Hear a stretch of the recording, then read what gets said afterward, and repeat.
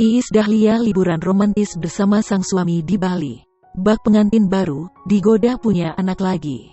Pedangdut Iis Dahlia sedang menikmati waktu berlibur ke Bali bersama sang suami, Satrio Dewandono.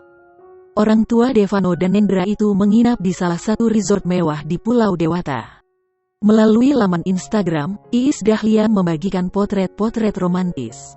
Dirinya dan sang suami menikmati waktu santai dengan berenang.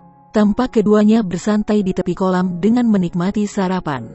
Pemandangan alam yang hijau berbeda dari ibu kota yang dipenuhi dengan gedung-gedung tinggi. Morning, happy breakfast nice view nice place feel fresh.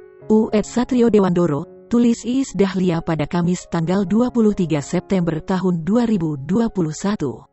Di unggahan yang lain, pelantun lagu Payung Hitam tersebut asyik berendam di jacuzzi bertabur bunga. Wanita 49 tahun tersebut menghadap belakang memamerkan punggungnya. Di potret yang lain, Iis Dahlia terlihat tiduran santai.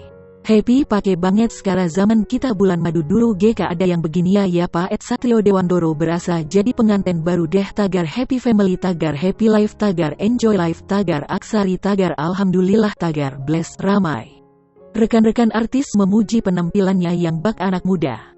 Beberapa juga menggodanya untuk memiliki anak kembali.